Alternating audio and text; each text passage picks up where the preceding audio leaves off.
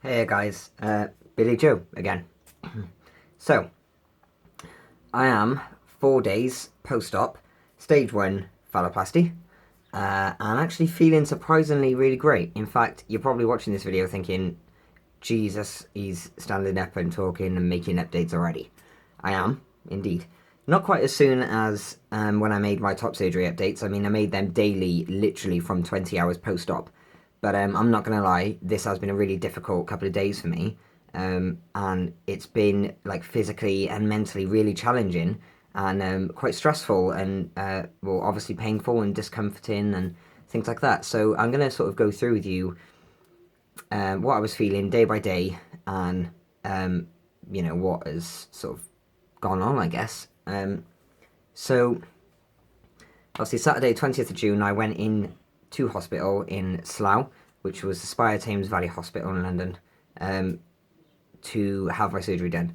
I was finally admitted for my surgery 3.5 hours after entering the hospital at 1:30 ish, and was put under. The surgery took longer than expected, but that was based on the fact that I had, or do have, quite a small pelvis, which I didn't know, but apparently quite a manly pelvis, which is great news for me, but not so much for the surgeon. So we had a really difficult time doing my hysterectomy, but obviously he managed to do it eventually, so that was good. He said that creating the penis itself, or the phallus as they call it, was actually the easiest bit of the whole operation. Apparently it came together really well. I would show you, but I don't want to get this video banned. Plus it might be discomforting to some of the viewers.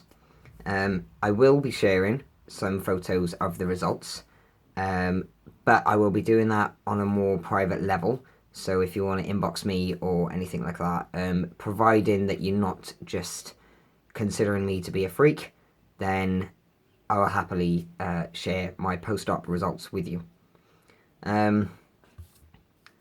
Okay, so then on the Sunday, I remember, actually no, rewind, go back to Saturday. I came out of surgery around about 8:30, I think.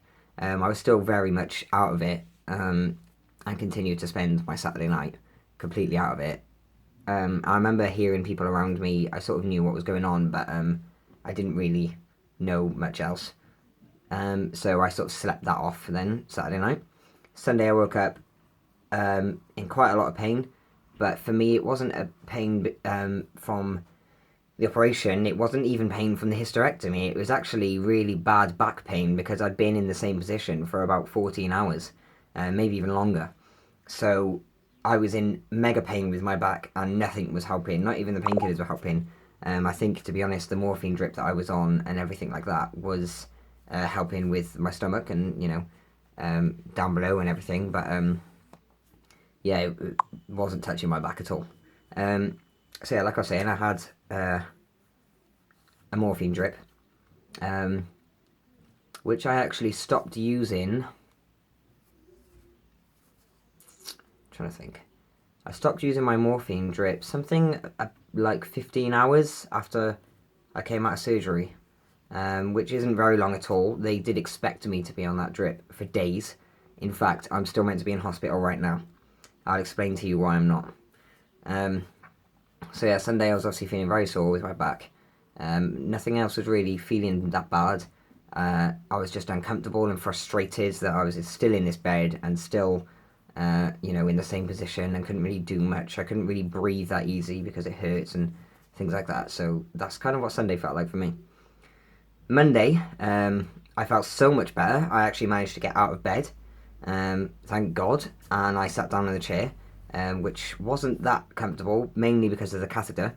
It wasn't that great to sit on with the pipe coming out of there, so that wasn't that great. But I ended up getting that removed later on on Monday, because basically my urine was passing the catheter and actually still coming out of my original pee hole down there, which was incredibly painful. So yeah, they ended up pulling that out, which was the weirdest feeling ever. So yeah, on the Monday I managed to get out of bed, sat down. I think I walked around the hospital, like outside my room, the once. And then it got to about tea time, and I thought, I'm going to try and convince the surgeon that I want to go home. And he had already basically said to me that I'd have to be Superman to go home on the second day of being post-op. But I was thinking, I'll convince him, it'll be fine. So I tried to convince him, but he wasn't having any of it. And he basically said, at least stay one more night. So I did. So that would have been Monday night, which led to yesterday. Yesterday I felt amazing, like amazingly well. I managed to go for a walk around the hospital upstairs on the Monday night. So yeah, yesterday I felt awesome. Got out of bed in the first thing in the morning. They wanted me to take a shower. I did refuse to take a shower, mainly because they said I couldn't get any of my stitches wet and my dressings weren't secured properly. So it was kind of a catch-22 situation. I didn't want to take that risk, and they said that they were happy for me to make that decision. I have eventually been able to shower. Thank you. Yeah,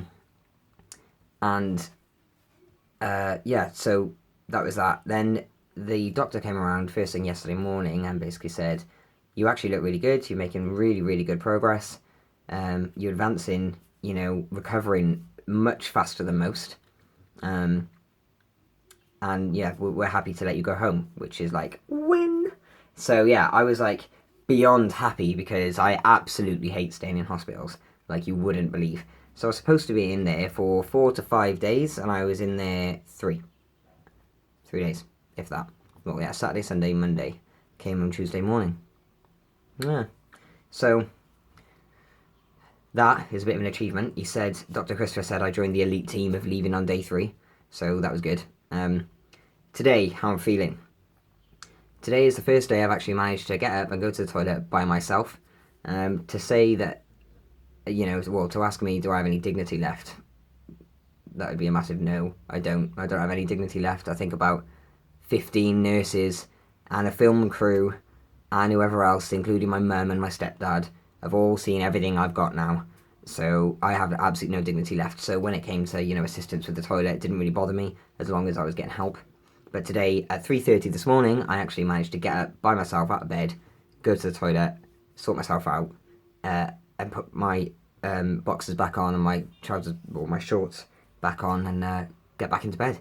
So yeah, I'm happy with the progress I'm making. Today I've managed to walk around quite a lot, a heck of a lot actually, and I've managed to eat so much more than I was in hospital.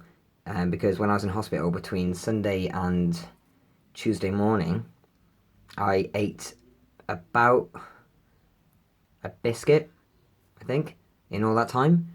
And that wasn't because the hospital food was disgusting, and it wasn't because of anything to do with the surgery. It's just generally because I struggle to eat anyway. And then obviously you put me under major surgery and ask me to eat more than I normally do.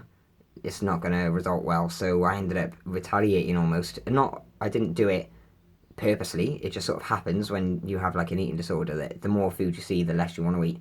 So I ended up not eating very much, and it actually made me feel incredibly sick at the thought of food. And I couldn't even manage to eat half a chewit. So yeah, it was a bit mad, but luckily today I've managed to eat so much food. Probably not in your eyes so much food, but in my eyes definitely a lot of food, and I'm feeling so much better for it.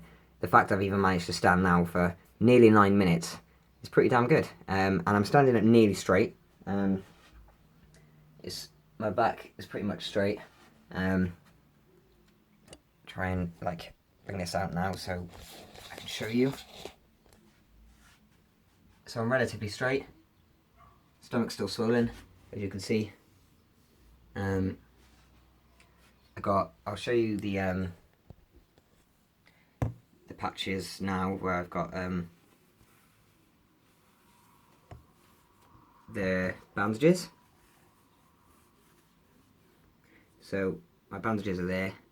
You can see that one's been bleeding a bit. And there. It's going hip to hip. The scar is right under that bandage, and it's almost like a W shape.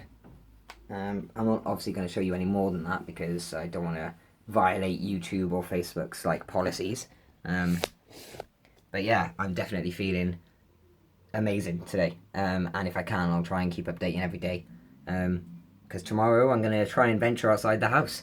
and go to the doctors. So I'm hoping that that's all going to go down really well. So yeah, thanks as well to absolutely everyone that messaged me on Facebook. I had over like, I think it was, if I combined Facebook wall posts, inbox messages and text messages along with phone calls and FaceTime calls, I think I had nearly over 300 messages from people in the couple of days that I was in hospital, and to be honest, it was truly overwhelming, and it's so amazing to know that I've got that much support. And yeah, it's amazing. It's absolutely amazing to know that you guys are standing behind me right now. And there was even people messaging me saying, "I don't know you, but I wish you all the best, and you're such an inspiration." And I think that's absolutely incredible. So yeah, well, I'll never be able to thank you enough for standing by my side. But yeah, I think that wraps up everything in the form of talking about my surgery. The only thing I've got left to say is, yes, for those of you who know me, I'm incredibly frustrated, sat at home doing nothing. So I can't wait to get back to work. But we'll take it step by step and see what happens. So yeah, thanks for watching, and I'll see you soon, I hope.